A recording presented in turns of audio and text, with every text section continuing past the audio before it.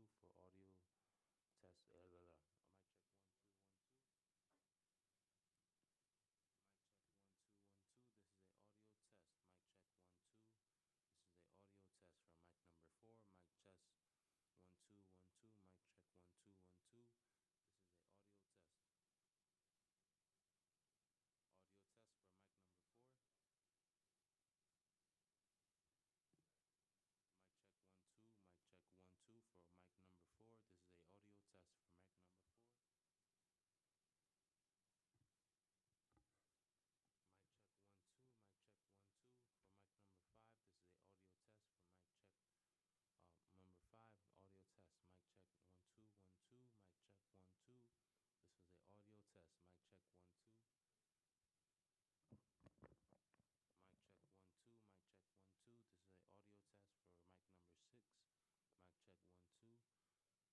1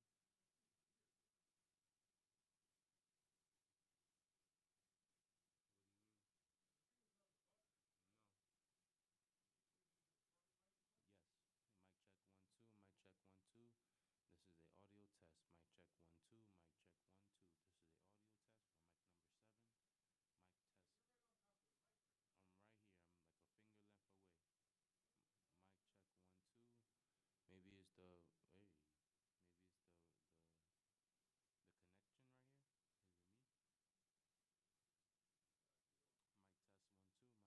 a audio test.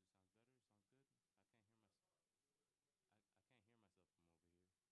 Mic check 1 2. Mic check 1 2. This is a audio test for mic number 6. Mic check 1 2. Mic check 1 2. Mic check 1 2. This is a audio test. Mic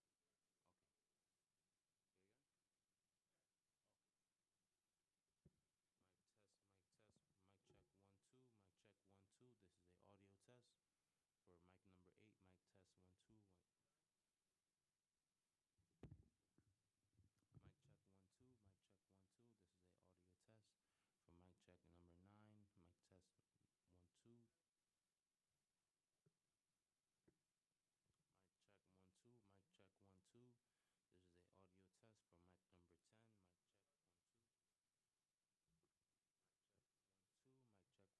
7. Mic test. I'm right here. I'm like a finger length away. Mic check 1 2. Maybe it's the hey. Maybe it's the connection right here. Is it me? Mic test 1 2. Mic test 1 2. This is, sounds better. Sounds good. I can't hear myself. I can't hear myself from over here. I don't hear myself at all anymore. There you go. I can hear myself now. Okay. Say again. Okay. Mic test. Mic test. Mic check 1 2. Mic check 1 2. This is a audio test for mic number 8. Mic test 1 2. Mic check 1 2.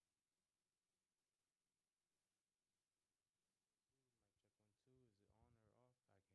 This is a audio test for mic check number 9. Mic test 1 2. Mic check 1 2. Mic check 1 2. This is a audio test for mic number 10. Mic check 1 2. Mic check 1 2. Mic check 1 2. This is a audio test for mic number 11. Mic test. Mic test 1 2 3 4 for mic number 12. Mic test 1 2 3 4 for mic number 12. This is a audio test for mic number 12. Mic check 1 2. Mic check 1 2. Mic check 1 2 3 4 5. Mic check 1 2 3 4 5 6. This is a audio test for mic number 12. Mic check 1 2. Is it on or off? I can hear myself. It's on. Mic check 1 2 3 4 5. This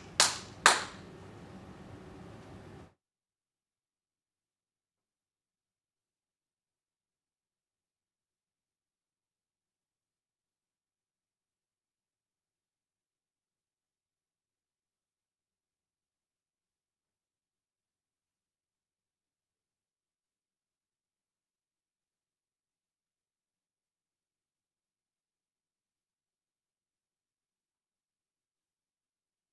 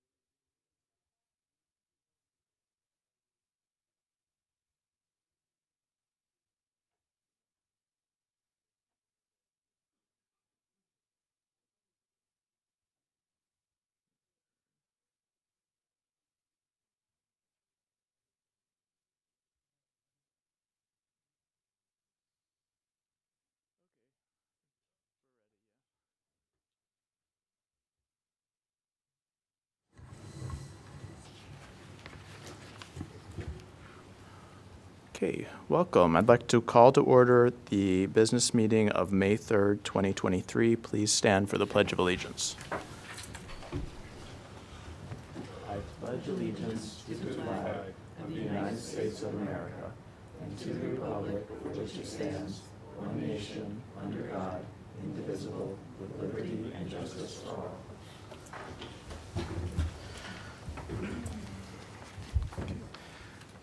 And I'll ask Mr. Rowe for a reiteration of the executive session motions. We convened an executive session for the purpose of discussing the employment records of several employees. Thank you. By way of opening remarks, I'll just say welcome. I see all of our Board of Education candidates are here, so welcome. A lot of long nights to look forward to. And I'll hand it over.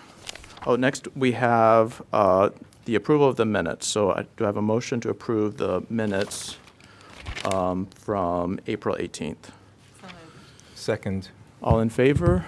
Aye. Any opposed? Any abstentions? No.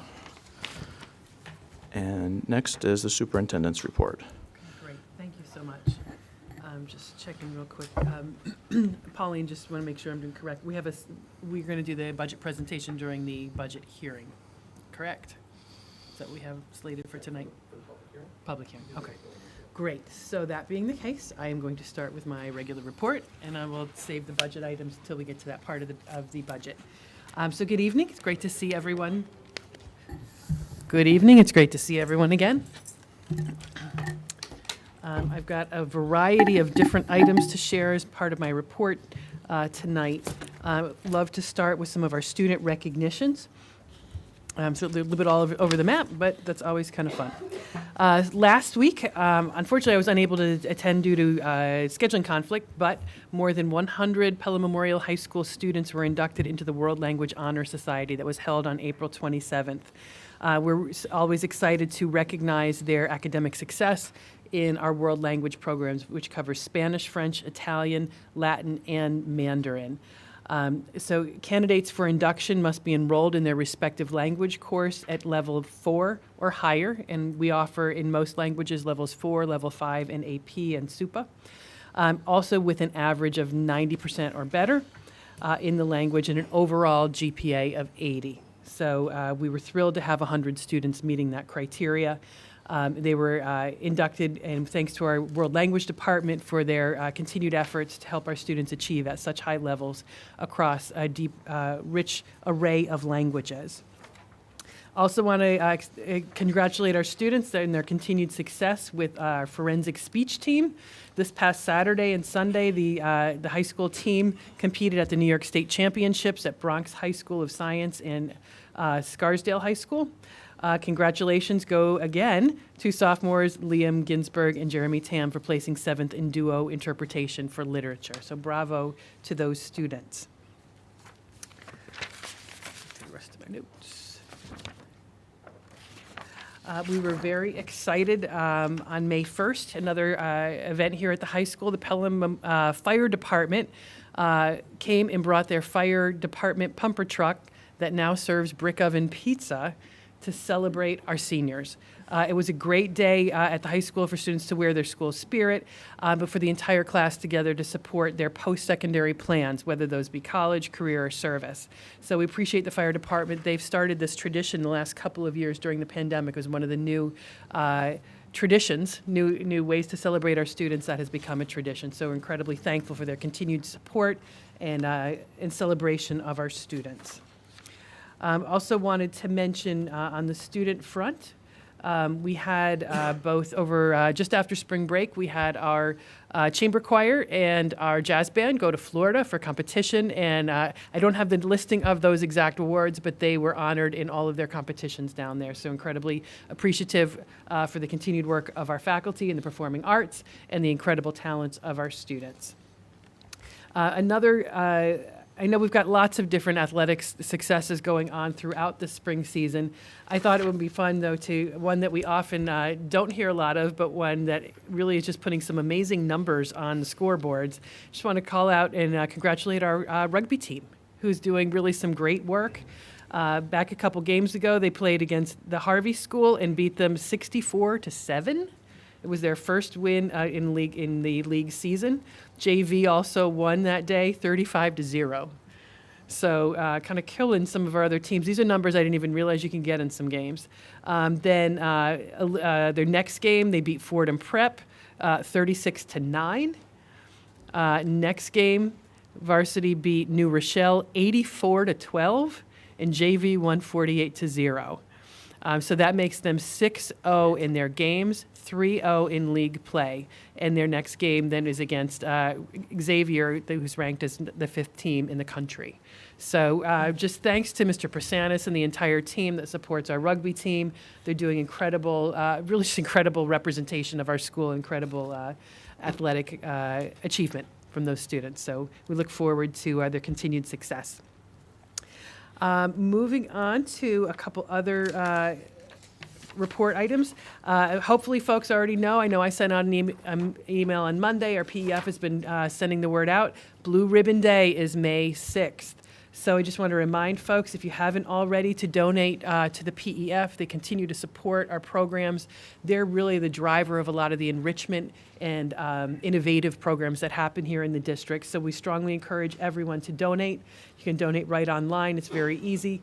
And continue. You'll see online as well the many different grants that they've supported for the district. There is barely a meeting that goes by of our Board of Education where we're not accepting funds from the PEF to support our teachers.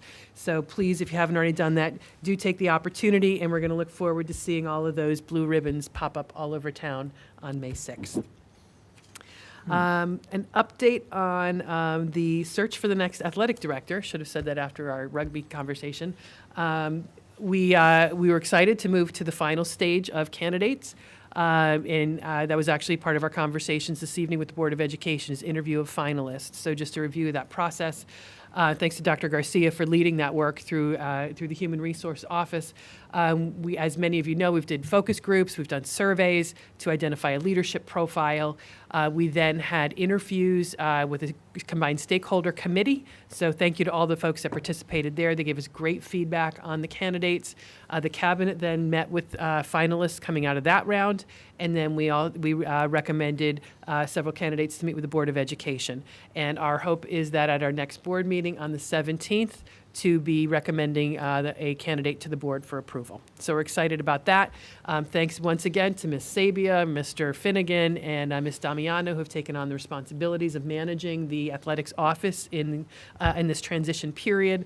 They are doing a tremendous amount of work, but they are also going to be very happy to hand that off to a new athletic director. But they're doing a great amount of work to really make sure that the office and the program is really in tip-top shape and ready to hand off to someone and set that individual up for success as they step in. Our next couple of meetings, folks may know this, but they're always, I think they're some of my favorite meetings, and for those who've been on the board for a number of years, I think enjoyable meetings as well. Our next board meeting, in addition to adopting the results of the budget vote, we will also be recognizing our tenure candidates. So it's really a celebratory evening and exciting for them and their families to make that next milestone step in their careers.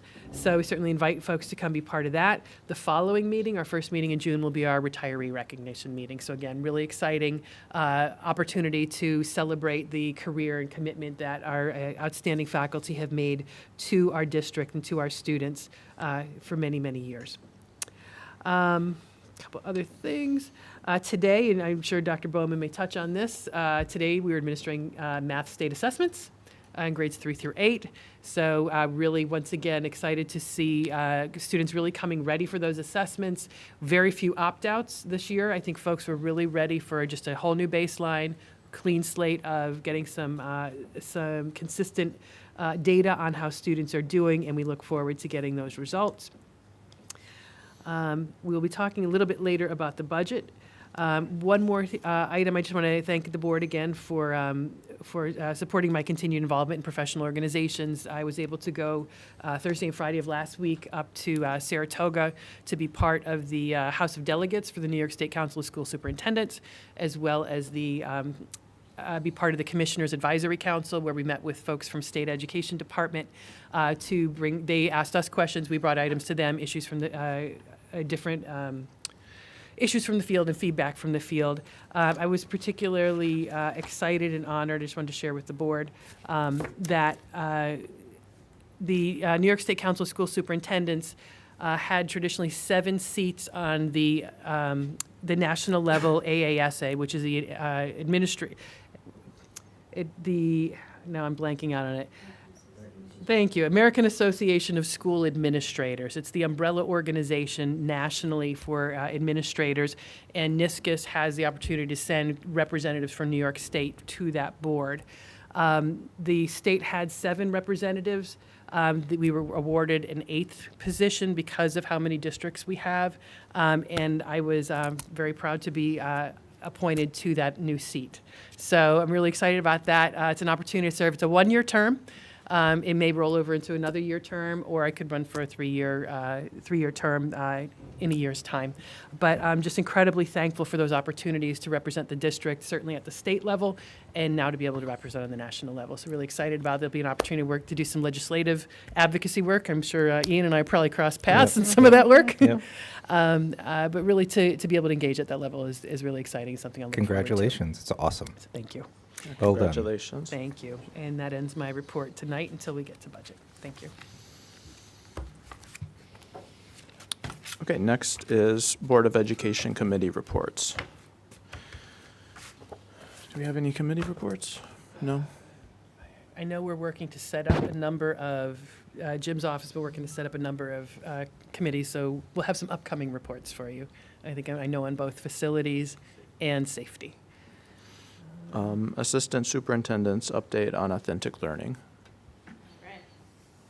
So as Dr. Champ mentioned, we administered our second day of the math assessments today. So we saved some makeup exams that need to be administered. We are looking the 23 math assessment season in the rearview mirror.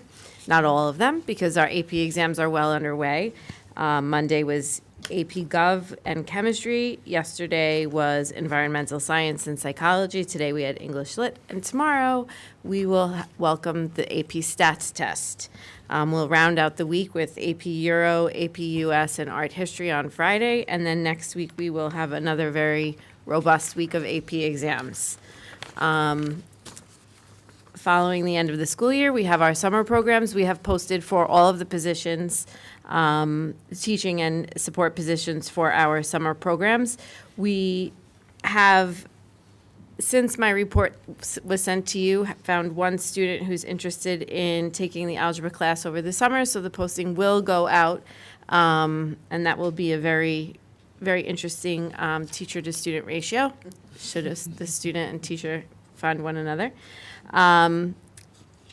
Our pre-calculus class is going to be functioning as a bridge program through Iona College, which will operate between July 12th and August 15th from 4:30 to 6. Students who opt to enroll there will fulfill their prerequisite for taking AP Calculus in the fall, but will also have the opportunity to earn 3 undergraduate credits, so we're very excited about that. The invitations for our Summer Stars program have been created and will be sent out shortly. They're going home in kids' backpacks, I think, by Friday. I'm excited to also let everybody know that we have finalized having our data science course approved by Iona College to earn 3 college credits in the fall. We are in the last stages of making sure that our new astronomy course will also be providing dual enrollment for our kids. Speaking of astronomy, next year we are going to be chasing space, which is a similar program to what occurred 2 years ago with the boy who harnessed the wind. This is the next iteration of that sequence of events. It's a full year initiative where basically all of Pelham schools will be kind of recrafting their thinking around different ways for us to be chasing space. There is a series of books by Leland Melvin, who was an astronaut and is a former NFL player. The interesting thing about his book is that it's written at 3 different levels. There's the elementary level, the YA level, and the adult level. So we'll be able to have this be something that's universally read across the district. We are also looking to bring in all disciplines. examples include maybe a writing contest. I've been speaking to the music department about using, for example, Gustav Holst's The Planets as one of the things that they choose to perform, different phys ed experiences that will obviously mirror more closely what his NFL experience was. We have at least one astronaut coming to speak to our students in addition to Mr. Melvin, maybe more. And of course, we are going to be having, oh gosh, I can't remember the name of the launch, but there will be a launch next year. The sister of Apollo's twin sister. Anybody? No. Okay, well, Apollo's twin. Artemis? Yes. Athena? Artemis. Athena? Artemis. Artemis. Artemis will be launching next spring, and so that will be something that's kind of in alignment with all of this. We will also have a solar eclipse next April 8th, I believe, and that's happening in the afternoon. Mark your calendars, but I only half-kiddingly expressed that we need to make sure that astronomy is scheduled in the afternoon so that the students in astronomy will have the opportunity to see the eclipse at the proper time during class. Half kidding, because that would be a very tall order to be saying, make sure you schedule a whole class for a 15-minute window on April 8th, 2024. It would be really cool, but it would also be, We do have a strategic master scheduler helping us out, so you never know. yes, but I may not have mentioned that to him for fear of the aftermath. I was also fortunate to be able to sit with our members of our social studies team, as well as Mr. Berkowitz and one of our high school guidance counselors in preparation for our application for the Seal of Civic Readiness, which we are going to pilot next year. We are very excited about this because it stands to be something that could be very much game-changing for our students. Next year, our students, a group of our seniors who are going into AP Government will have the opportunity to fulfill the requirements for a Seal of Civic Readiness. And what that means is that they will graduate with a distinction on their transcript indicating that they have met the criteria. The criteria requires students earn 6 points. There are two columns. One is about knowledge, one is about action. And so there is a combination. In order to meet the criteria, there are different opportunities that students have to avail themselves of, different requirements, some more rigorous than others. And so right now what we're doing is putting together a plan, because it's over 4 years of high school. In fact, actually, 8th grade civics projects can be counted toward it. And so there are some logistics that we need to make sure that we follow, as well as a philosophy and that is in alignment with our strategic plan and our values, in order to make sure that moving forward, our long-term plan for implementation is going to be in alignment with those things. I know that we discussed earlier in a different context, AI, and I want to talk a minute about ChatGPT. Mr. Sabalas and Mrs. Del Mastro were able to attend a half-day conference focusing on ChatGPT and AI.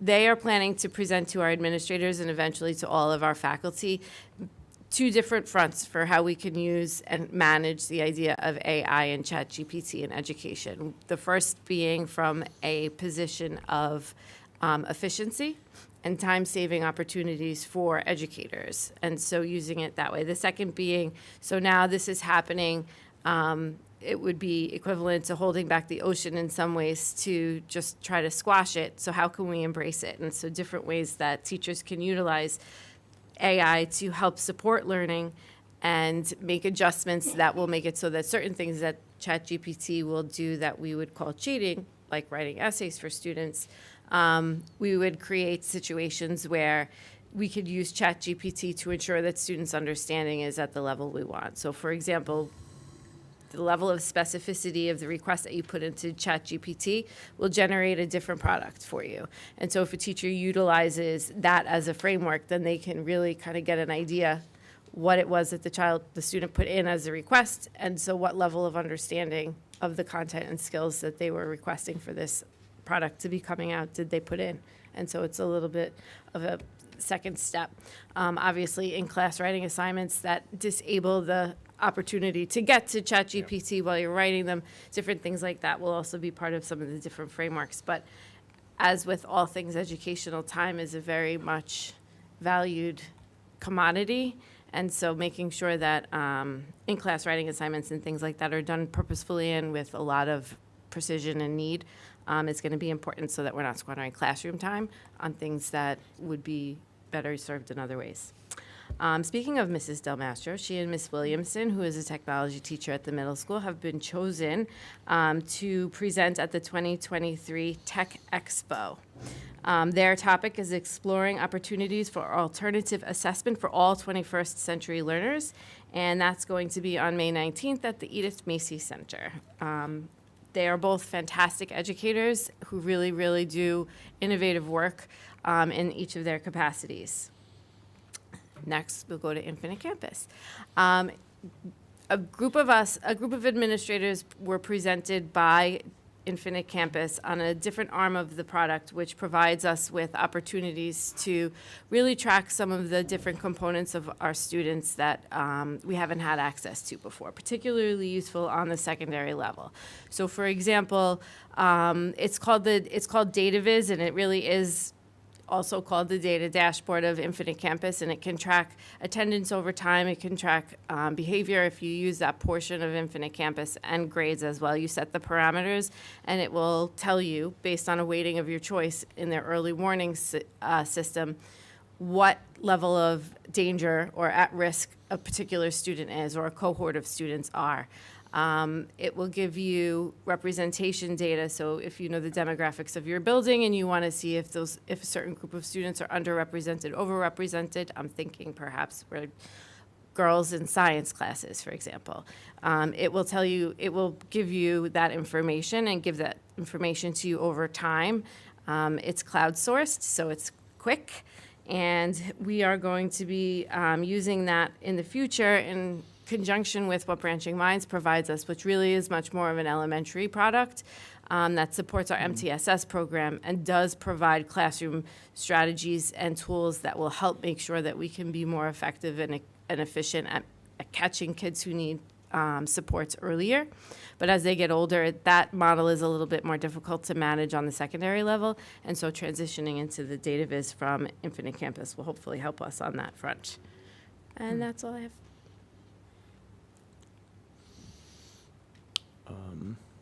You said for the seal of civic readiness, that's just for students to do AP government? Is that what you said? No. Well, As a pilot. yes and no. Uh-huh. For the pilot next year, it will be just that one group of students, but our goal is that the following year, we will have positioned all students. So the incoming juniors, when they are seniors, will have the opportunity to all be ready to graduate with the seal of civic readiness.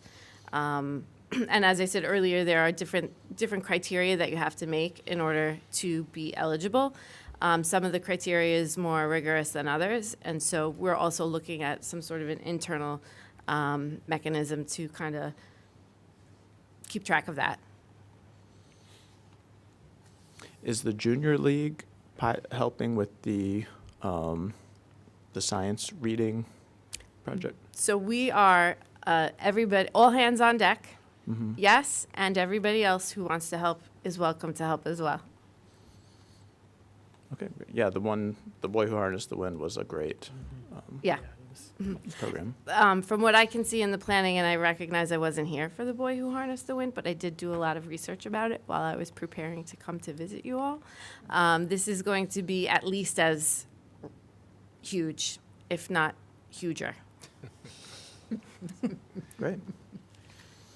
On the algebra class, that I just want to tip my hat to the district for offering that, even though the summer course, Yeah. the summer program, even though there's only been one person, one child, one student who wants to do it, which maybe is not entirely surprising because middle schoolers, math, summer vacation is a sort of hard sell, to kids. I think it's great that this is actually being offered, to accelerate progress for kids who have the appetite for it. Yeah, thank you. And just also, our Dr. Callahan and his department have gone, and the guidance and the counseling department, have done a tremendous job of trying to influence eligible students to consider taking algebra over the summer. We sent out more letters than have normally gone out to the students who are currently in Math 8, but it, had individual conversations with them in the counseling office, had individual conversations with them in the math class, multiple announcements during the school day. But again, as you said, the draw of summer sometimes is something that can't be repelled. But the other part of that too is that the number of students that we have going into algebra next year, or rather the proportion of our current 7th grade class going into algebra next year, is increasing tremendously. So what also is probably part of the case is that there is a smaller number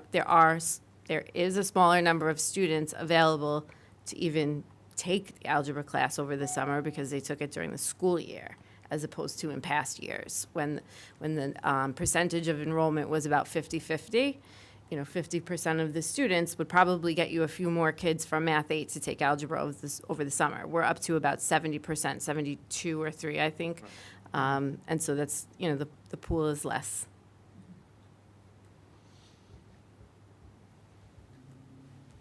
Okay, thank you.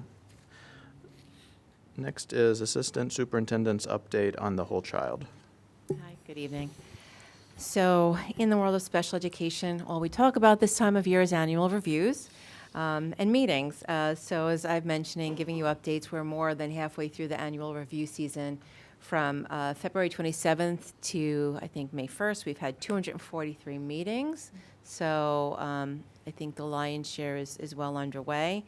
And as we finalize the IEPs, we continue to watch our projections and see how things fall out at the elementary and secondary level. So we're still in a really good place, and I think Lauren, Dr. Ribeiro, and Mr. Lau have done a good job working with the staff to make good projections. I did want to mention that we also run our extended school year program for some of our students who are recommended for school over the summer. Typically, those are our students who really have more of significant cognitive challenges and would experience significant regression if they weren't exposed to some type of education to maintain their levels. I'm happy to say I'm very excited. We posted, so we're fully staffed, and you have those staff members on the agenda tonight for approval, so we're ready to go with that. Some of you may have heard it walking in, but we had the first unified basketball game, the home game this evening against Mamaroneck, and we won 49-44. I believe unified basketball started in this district in 2019, and it is a sanctioned sport under the New York State Public High School Athletic Association. Students play about, I think, 6 games, and they compete with other teams in Westchester. There are 5 players on the court, and at any given time, the players on the court are a combination of students with and without disabilities. So it's just an incredible experience for our students. It was an amazing thing to watch and be a part of, so very excited. I believe the next home game is May 23rd, if anyone can attend. In regards to SEPTA, I just wanted to wish congratulations to the new co-presidents that were voted in to begin their term July 1st, Amanda Flaircio and Catherine Cohen. So they'll be starting their term July 1st. Stephanie Otero, who's retiring as the president, is going to continue on as the secretary, and the treasurer will still be Mr. Constantino. He's finishing out a term. So congratulations to the SEPTA co-presidents. And just a point of clarification, Pelham's Got Talent is Friday, May 19th at 6:30, but it will be in Prospect Auditorium. I think there may have been some scheduling conflicts based on the date and time, so look out for that. In regards to wellness, Dr. Champ and I finally were able to have our meeting with Earl Hunter, who is our responsive classroom consultant. He did his last visit to Prospect Hill of this year. We talked about what are going to be our next steps with responsive classroom. We've trained 4 cohorts of teachers. Mr. Hunter did share there is a level 2 type training, which now serves to deepen the use of responsive classroom and focus on connections to deepen learning experiences. So I think the level 1 was more about creating that classroom community, and the next level is how do we take that to deepen the academic experience for students. Dr. Champ and I are going to look at these next step trainings as we try to plan out the whole PD map for next year and what we want that to look at. Time is typically the challenge. We're all kind of duking it out when we're talking about PD, but I think responsive classroom is something that's really valued amongst the teaching staff, and we certainly want to continue to support that and how we can move that forward. As I mentioned at the last board meeting, this past Thursday, I did attend the Office of Mental Health Community Engagement session that was held at Westchester Community College. This was an opportunity of the Office of Mental Health to talk about and get feedback regarding the $1 billion that Governor Hochul has earmarked for mental health in New York State. The purpose, again, was to get feedback on the proposed spending and where the community stakeholders felt there may be gaps or where they're thinking about spending money. Is it kind of match where we're seeing need? Some of the areas that they did highlight for spending are expanding outpatient and community-based services, expanding children's mental health programs, enhancing eating disorder programs. Unfortunately, this is a thing that we're seeing a bit of a resurgence in, as in our community, and it seems to be happening across the state. They're putting money in that. Increasing housing for individuals with mental health issues, and also increasing operational capacity for inpatient psychiatric support. During COVID, a lot of the beds that were in hospitals that were earmarked for psychiatric treatment were absorbed to deal with COVID, and they have yet to be given back to the true mental health needs. Also, expanding insurance coverage for mental health. It's sometimes a challenge if you have private insurance to get access to mental health services, and also supporting the mental health workforce. We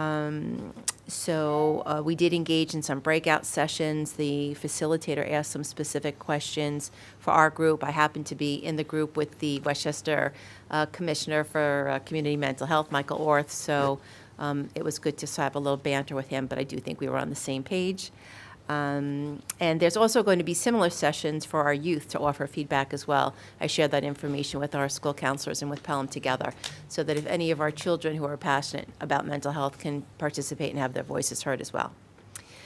Speaking of the counseling department, AP exams started. They will go through May 12th. They're very busy in the process, so I'm hands-off and I'm letting them kind of manage all of that, and I know they're really busy, but I've heard it's coming off quite well and without a glitch.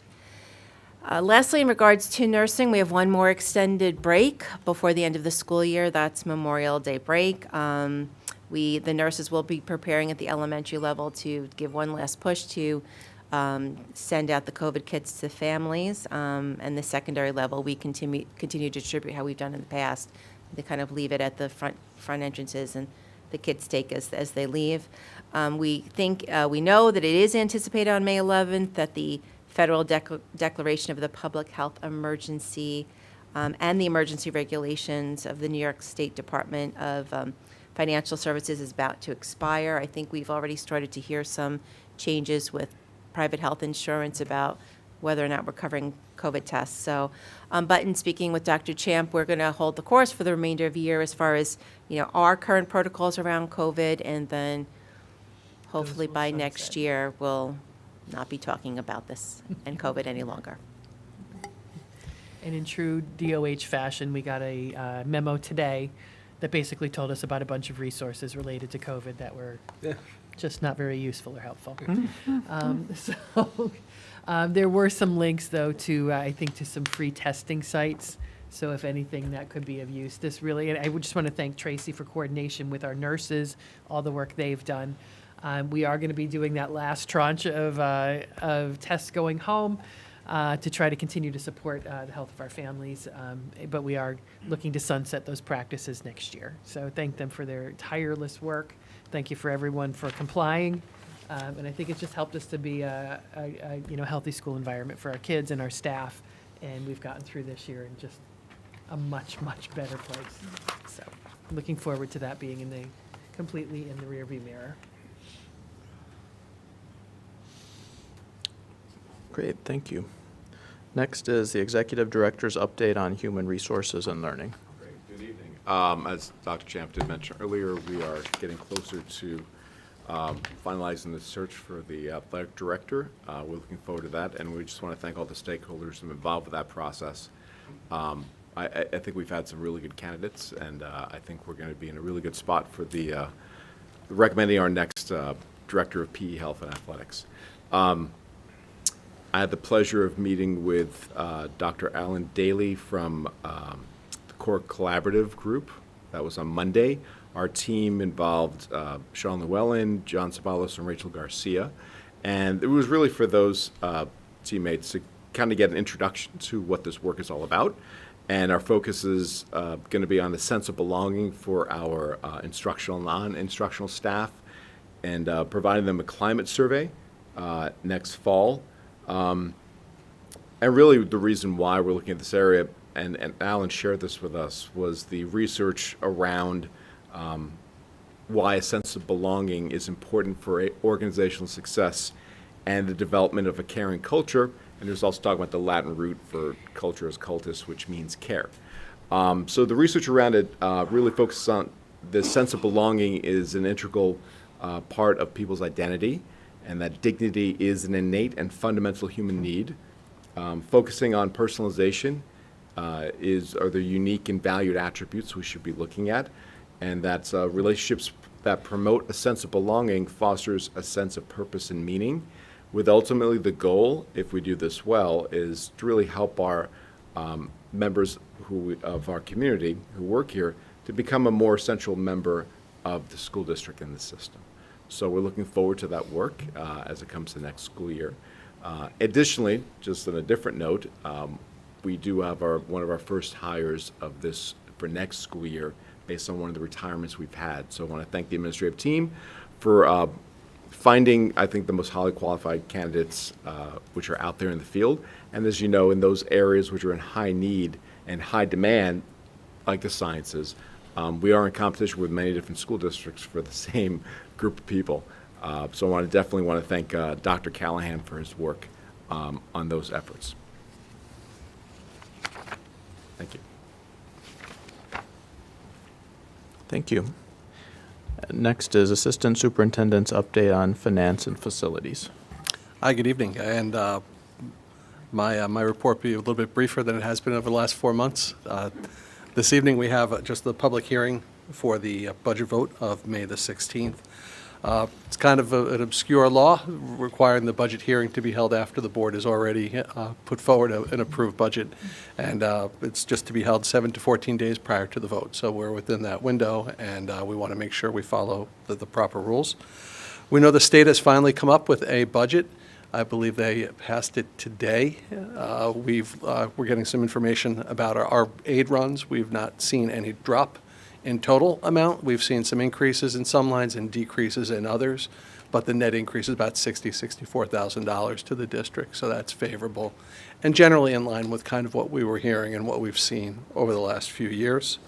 On this evening's budget, or on this evening's agenda, there's a number of items related to facilities and the awarding of bids for maintenance and operations.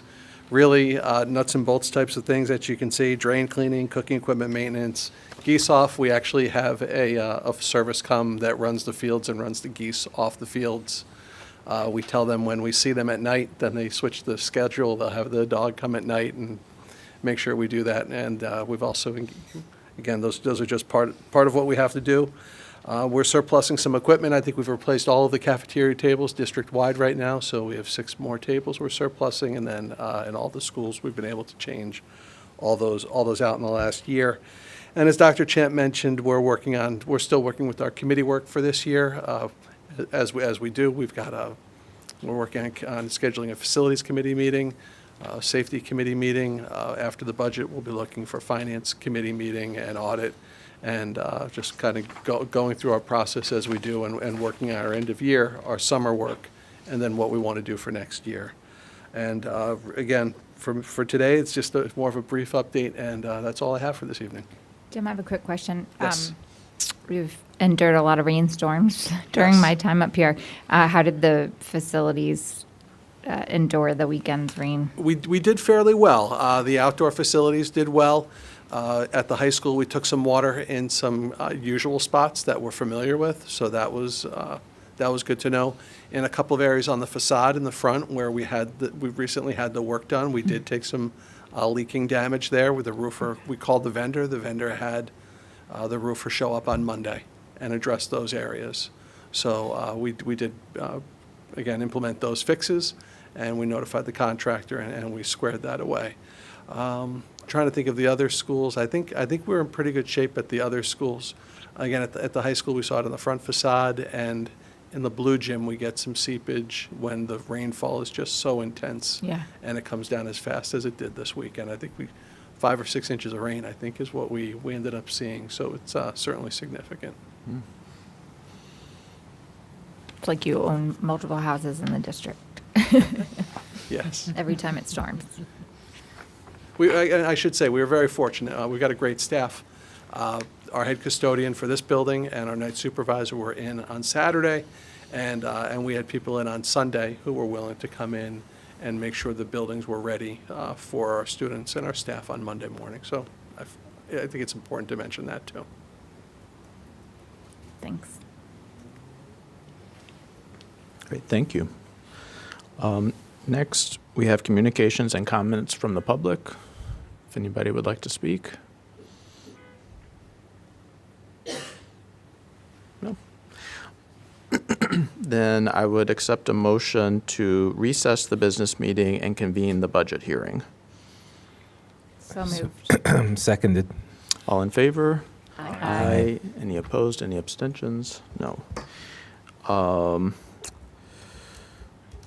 Now, do we need a motion to open the budget hearing? Okay, so I'll take a motion to open the budget hearing. So moved. Second. All in favor? Aye. Any opposed? Any abstentions? No. And we can call for public comment on the adopted 23-24 school year budget. Anybody? Can I? Oh, you wanna go ahead? Do a quick Sure. presentation, Uh-huh. give something to comment on? Sure. And absolutely do that. I've got a great team here who's ready to jump in for me because they've heard this presentation at least 5 times, and they've all offered. Not going to put them on the spot yet, but thank you all. It's really been it's been great to get to know the candidates a little bit as we've had. I think most of our budget meetings have been this week. All the PTAs, SEPTA was end of last week. We've got just a few more coming up. So it's been really great to see such a wonderful group of residents stepping forward to be considered for this role. Very quickly tonight, I know the board has spent a lot of time in our prior meetings talking about this, so I'm not going to go through the same full presentation that we've been doing at all the PTAs. It's about a 40-minute presentation, and I know, again, the board has seen most of this, so we're going to do an abbreviated version tonight. But what we have been doing, as I've been going around to the PTAs, is really going back to how we started this year, and that's with the board's budget goal, as well as talking about the other goal of recentering on teaching and learning and spending time this year reconnecting with stakeholders, talking about our vision of excellence and how we've been delivering on that. And in that, talking about the history of the strategic plan, the current strategic plan, prior strategic plan, and on how over the last 10 years we've had the opportunity to build a significant amount of program to provide for what our students deserve and meet the expectations of our community. This year, as we look at the budget, the board is well very much familiar with this. Michael has shared this goal numerous times with us as a reminder throughout the season. Effectively execute our oversight responsibilities as stewards of the district's finances by developing and consistently communicating our plans for a responsible budget, current reserve balances, and long-term facilities plan. So the budget that's being presented to the voters on May 16th is a total appropriations budget of $90,960,000. And as we've been talking with the, presenting this, we're making really clear that within that, 88 million of that is operating costs, and that includes $2 million of one-time expense for capital improvements to the district. And that's what brings us to the total of $90,960,000.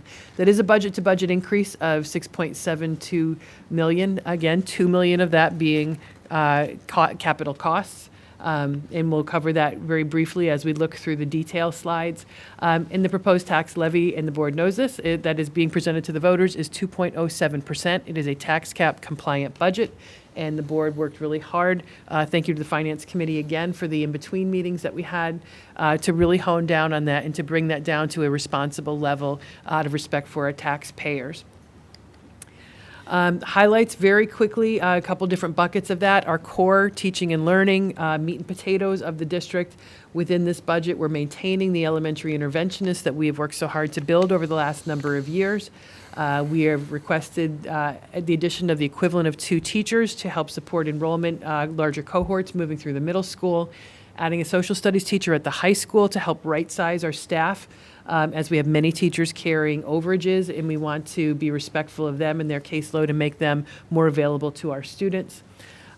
We have used contingency funds this year to bring on an E&L teacher to meet the needs of our increasing E&L population. This budget proposes maintaining that position and providing a little bit more release time for our coordinator for E&L to oversee the program.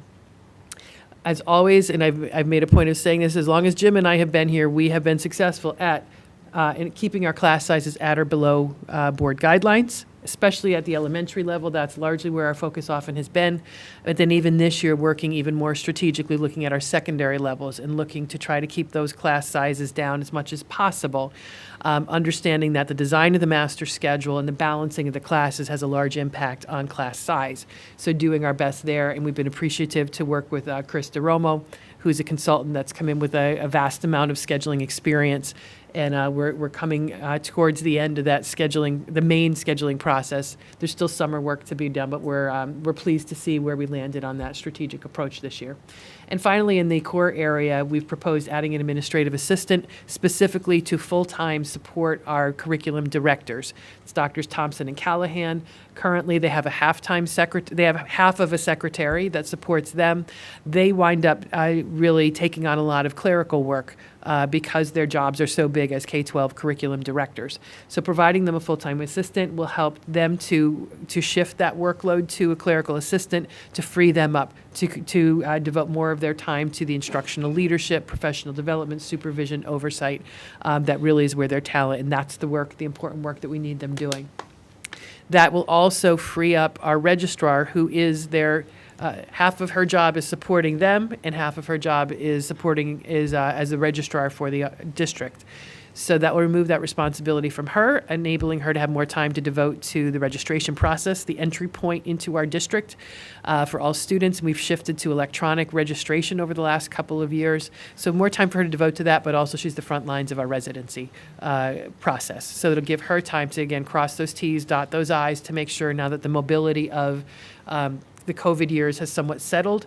This is the time for us to really kind of take a critical look at the district and make sure that we are properly enrolling and educating those students who are residents of the district. Turning to the innovative side, we've already touched on this a little bit. Dr. Bowman mentioned we are adding an astronomy class to the course catalog at the high school, so a lot of excitement around that, and we look forward to the theme of that coming next year around space.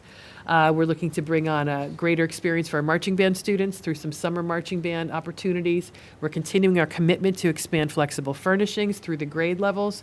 This year we funded for kindergarten. In this budget contemplates expanding that to first grade.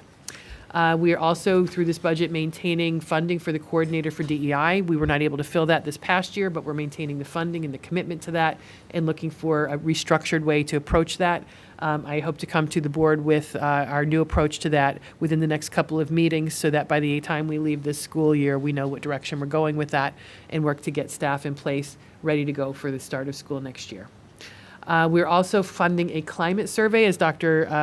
Garcia already mentioned, working with Core Collaborative, and we're looking very much forward to investing in our staff and really trying to build those strong connections of well-being for them. If they're doing well, they will support our children doing well, and that's what we're all here for. Also in this budget, we have a consultant who we will bring on board to help us with the next creation of the next strategic plan. So next year will be the final year of the current plan. It'll also be the design year for the subsequent strategic plan. So we're looking forward to lots of stakeholder involvement in that. We've always had a tremendous amount through surveys, focus groups, and different work groups that have been part of that process, and we're excited to see what comes of that. Shifting to the special education world, we always work to provide a free and appropriate education and design program around student need. So as a result of those projections, we're looking to expand our integrated co-teach to kindergarten next year. We believe that'll be housed at kindergarten based on our current student needs. We will be adding back a special education class as well to support special class enrollment of our grades 3 through 5 students. Both of those programs, even though housed at Hutchinson, are available to any student whose profile fits whose needs can be met by those program structures across the district.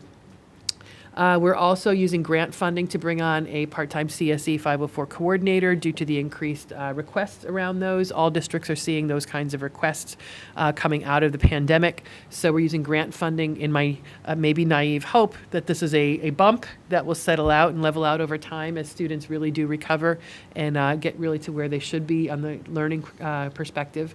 And we're going to evaluate the need for that going forward throughout the next year. And we mentioned already continuing to provide free and appropriate education. Turning to the facility safety and security realm, we are continuing to maintain a nurse coordinator, which was funded through federal COVID grant money.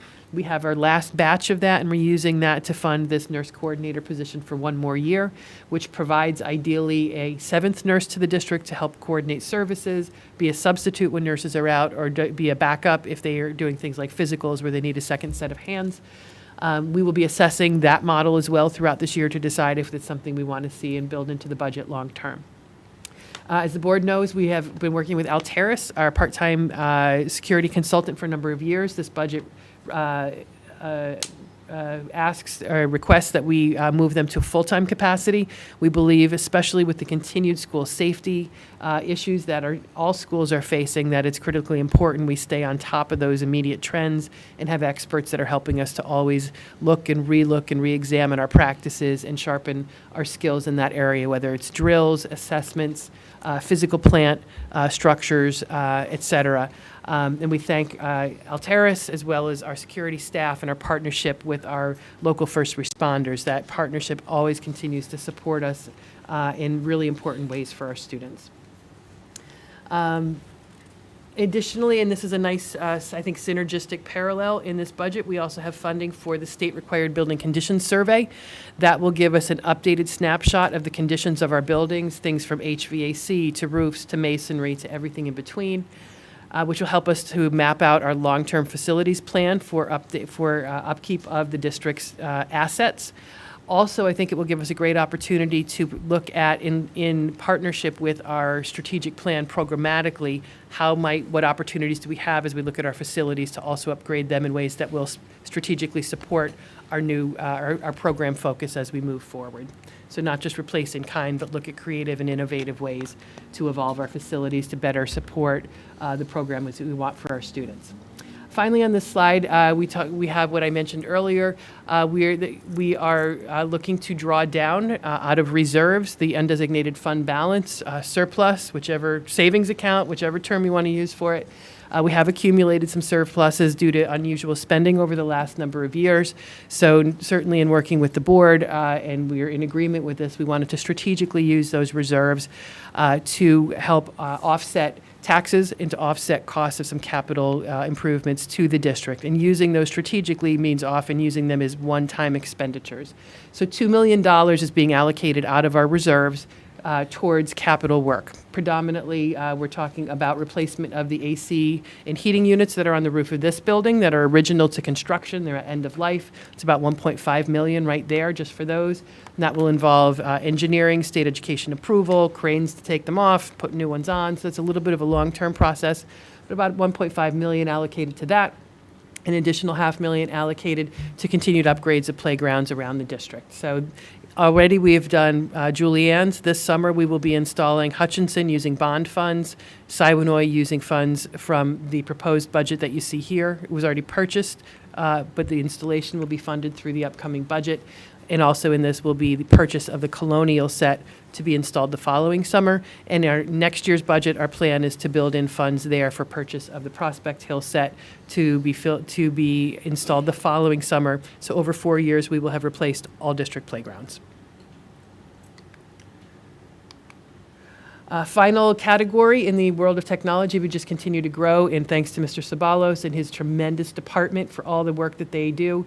We have Chromebooks K-12. This budget will give us the opportunity to replace all Chromebooks at grade 5 and grade 9. Those are the years our students in our one-to-one programs get a new device. They keep it for 4 years at those transition points. So 2 grade levels will be fully replaced. We're also looking to replace all teacher laptops this year. We're continuing to maintain our electronic resources for education, for assessment, and for implementation of the computer science, digital fluency standards.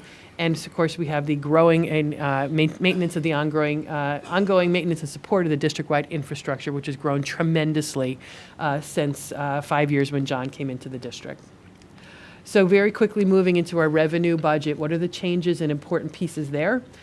Property taxes with a tax-compliant 2.07% tax levy increase will net an additional $1.4 million in additional revenue to the district to help fund this year's budget.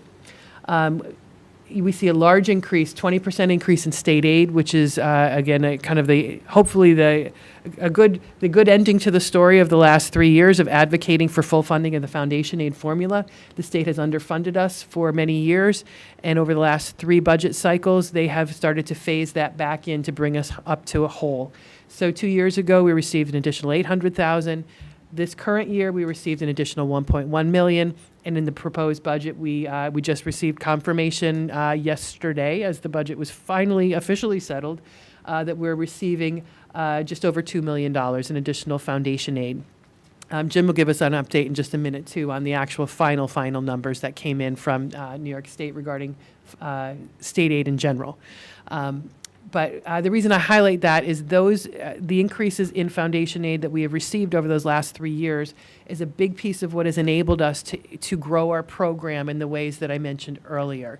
The strategic plan growth, providing students what we believe they deserve and what our community expects, was enabled through that growth because we were not able to provide some of those things prior. The district was underfunding, the state was underfunding us by $3 to $3.5 million. So by restoration of that, we're now able to do more for our students.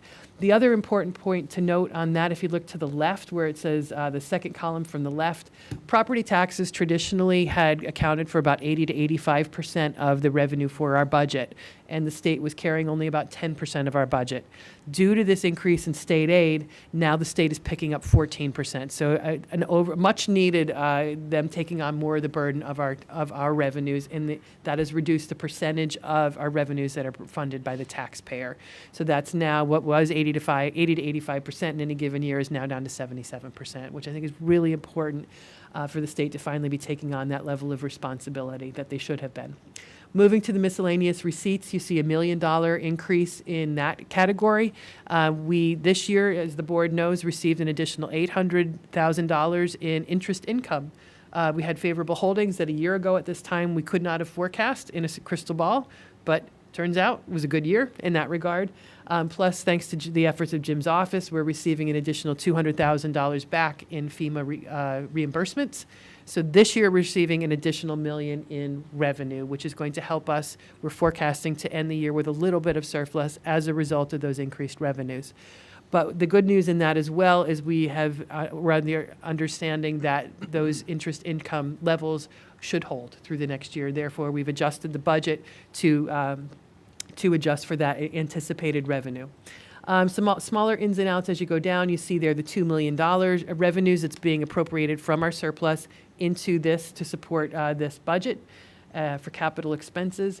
And then when we go down, I just again want to point out the board's work and clear direction for us around the use of debt service fund. That's something that the boards have been using for the last number of years to strategically keep the tax levy down, to reduce that burden on the taxpayer using this restricted reserve that can only be used for payment of debt. So in the current budget, $1.95 million was allocated for that. It looks like we're not going to need to dip into that, so we're going to be able to carry that over. And based on the direction from the board and the finance committee discussions, we have been, we were given the direction to use all of that debt reserve in this year to pull that tax levy down. So that is what you see there. $2.175 million in debt service reserve is being appropriated to this budget for that purpose. So that is what brings us to the $6.72 million in revenue increases. Again, $2 million of that for one-time costs, the remaining $4.7 for operating costs. Very quickly, just the pie chart of overview of that, 73% is program. It goes to our students, our classrooms, that's where it belongs. Only 9% we're required to keep that 10% or below. 9% is going to administrative costs, so salaries, administrative salaries, and things to support the administrative work of the district. Capital expenditures this year represent just over 18%, which is up a little bit because of that capital expense. When we turn to the, did I miss the, here we go, expense budget. I knew I missed one. So it's very small, I apologize for that, and unfortunately I'm gonna have to, I think I may have to pull that one up. No, actually I can do this from memory, I think. Either that or Tade's gonna jump in and save me on this one. When we look at the expense budget, salaries and benefits card the bulk of our expenditure. We're a people business, that's what we do. So salaries and benefits cover 73 to 74% of our expenses. Those are known costs as we have current, our contracts are settled at this point in time, so those are known expenses for next year, and we have strong estimates on the benefit side. So that totals at just over about $3.1 million in increases in operating costs for personnel, and that's both current staff and proposed staff within this budget. When you move to the contractual line, we've got just over $800,000 there in increases, a lot of that relating back to transportation in particular, and costs that we continue to see rise there. And the BOCES line goes up almost to $500,000, and that is really two main drivers there. One, we continue to shift more technology costs there, and I think the board knows that we do that strategically because we get 40 to 50% of that back as a revenue in the following year. And they also help with vetting of Ed Law 2D type regulations, so that shifts some workload off to them as well. But the best news in that line to me is the increased number of students looking to access our career technical programs that are available through BOCES. We traditionally had 10 to 15. This year we have 16 students at attending BOCES classes. We have 26 students requesting those courses for next year, which is exciting because that's an effort of education and normalizing that as an option that we've been working on over the years. Smaller shifts here and there as you go down the line. When you get to, again, the expense line for interfund transfer capital fund, that's where you see, again, the expenditure of the $2 million for the capital work that is in the budget. So again, those really are your biggest cost drivers, $3.1 million for salaries and benefits, almost $1 million in contractual, about $500,000 in BOCES, and $2 million in capital.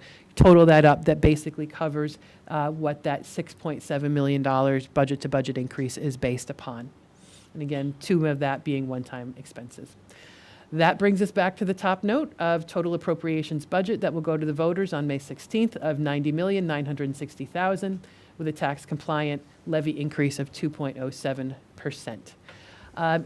The election will be held again May 16th in the middle school gym. Polls will be open 7 to 9. We have shifted to fully electronic voting this year, so it should be an even more streamlined process. Thank you to Pauline for the incredible work there. In addition to voting for the budget, the community will have the opportunity to vote for 2 candidates, thank you, for the Board of Education. So we will be wishing for retirement, I think, 3 more board meetings? Something like that. To Jessica DiDomenico and Sue Childs after 6 years of service through the most interesting times in education, most challenging years. But again, thanks to the candidates that are stepping up to work to fill those seats. If you need any more information on the budget, it's available on our website. And you're also, of course, anytime anyone's more than happy to reach out to myself, to Jim, happy to provide any additional information on the budget. And that is, oh, here we go. New slide for my folks that have been joining me. And thanks to the Siwinai PTA that asked this, and I realized that we had been neglecting to put this in our all-important budget and vote presentation. On May 16th, we will also have our traditional kids vote. So all Pelham students in grades K through 5 can come, and they will get an actual ballot that they can use in an actual voting machine. So a good civics opportunity to come and learn how that process works. Those polls will be open from 3 to 8. The voting machine will be set up in the middle school lobby. And the selections will be School Spirit Day, Inside Out Day, Pajama Day, or Sports Team Day. The first Inside Out Day I've seen. Oh, Inside Out, that's always a fun one for the bigger kids. Should be really interesting for the little guys. So we're really excited about that, and we do hope the kids turn out for that. I know I was going to mention a couple other things related to election, and then, of course, I forgot my Post-it note. I will find that. And then certainly we'll open up for questions from the board and then from the public. Kids vote, I think, is one of the items. The other item I wanted to mention this year, because we've moved now through COVID and a lot of these emergency orders are ending, the fear of COVID is no longer an acceptable reason for requesting an absentee ballot. That was something, if we all remember way back to March 2020, when all of voting was through absentee ballot, that was a reason, an allowable reason. There was a change in voting law that came on the books at that point in time, and that's been in place through last year, but that has now been changed as no longer an acceptable reason. So the acceptable reasons are posted on the website. All the instructions for that are on the website. People can certainly reach out to Pauline for any assistance with that. Just wanted to make that's really an important change that I think has had a lot of impact on voting for the last couple of years. Pauline, was there anything else that I was supposed to mention related to the vote? No. Okay, so with that, Jim, did you want to maybe just add briefly the update in state aid? It doesn't change what is being proposed because the community is voting on the expense budget. Yeah, so we saw some minor changes again. Our foundation aid variance from the governor's proposal was up about $4,500. On our BOCES aid, it did decrease about $67,000. Private excess cost up a couple of $100, software library up about $1,700, and our building aid increased about $125,000. So the net variance is a positive $64,000, $604 to the district. So that's favorable. And again, it's generally in line with where we expected the final budget to come in. It generally comes in a little bit higher, and what we were hearing was never to expect anything excessive from what was first proposed. Is the building aid restricted? Does that have to go to a particular place? So the building aid does get applied directly to the bottom portion of that tax cap formula as we shared. So that's part of that capital exclusion, yes. Would it go to the debt reserve fund? Or? It couldn't go to the debt service reserve. You can't preserve that. You have to use that in the year in which you receive it. It would be applied in the year in which you receive it.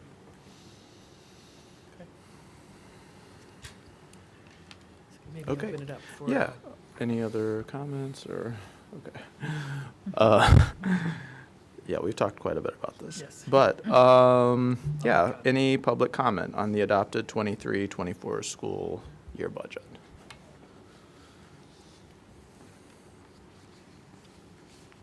Okay. Then I'll accept a motion to both adjourn the budget hearing and reconvene the business meeting. So moved. Seconded. Okay, all in favor? Aye. Any opposed? Any abstentions? Okay. Ian, you and I are on cue for the Yeah, right yeah. amount of pause time. Okay. Moving on to financial reports and motions, I think we can do 7.1 through 7.16 as a consent agenda. And this, so do I have a motion? So moved. Second? Seconded. Okay, any comments about this? Budget transfers relating to the budget vote, the Westchester Putnam School Board Association business, and a lot of the maintenance bid awards. bids. To renewals as well. And the transfers related, again, just to utilities. We've talked about that, and some health services expenses for students that attend school out of district. We still incur a health services expense related to that. Sorry. Speaking of which, remember I messaged you about that one over at OLPH? Forgot the name of Yes. it. Did you ever find out any? Because We- now I see it's in operation. Yes, we've not received, I believe it's not within our requirements of providing health services. We've Okay. not received any notification. I thought about it because I didn't notice it in this budget. We're correct. Okay, thank you. Okay, all in favor? Oh, so wait, did you have something to say? No. Okay, all in favor? Aye. Any opposed, any abstentions? Okay. He's getting ready. And 7.17, do I have a motion to accept a donation? So moved. Seconded. Okay, reads, resolved that upon the recommendation of the superintendent of schools, the Board of Education does hereby accept the monetary donation of $1,500 for the Dr. Lori McQueen Ed D. Memorial Scholarship Award to a graduating senior at Pelham Memorial High School, and that gratitude be bestowed upon its donor, Ronald D. Mott, in honor of his late wife, Dr. Lori McQueen, Pelham Memorial High School graduate, class of 1979. So that is a lovely way to commemorate her. All in favor? Aye. Any opposed, any abstentions? No. So thank you for that donation. We can move on to superintendent's personnel recommendations, and I'll propose doing 8.1 through 8.3 as a consent agenda. Yep. Do I have a motion? So moved. Seconded. Any comments or questions? No. All in favor? Aye. Aye. Any opposed, any abstentions? No. 9, pupil personnel services. Do I have a motion to approve Schedule D? So moved. Second. All in favor? Aye. Any opposed, any abstentions? No. 10 is new business. No. But I would just want to say we have coordinated some dates that would affect any incoming school board members. That's what we did our new business last time. So, but maybe we can meet afterwards and talk about. sure. I don't know if you passed that along yet. I don't know. Pauline, I don't know, did you communicate the retreat dates, potential? Okay. All right, so we'll touch base. Yeah, we'll touch base in real just a minute. quickly after. Thank you. Okay. And our final opportunity for communications and comments from the public. No. So I So, will accept Dr. an Owen option. Machine, would you entertain a motion to adjourn this meeting? Yes. Do I have a second? Second. Okay, all in favor? Aye. Any opposed, any abstentions? No. Thank you. Very good. Thank you all.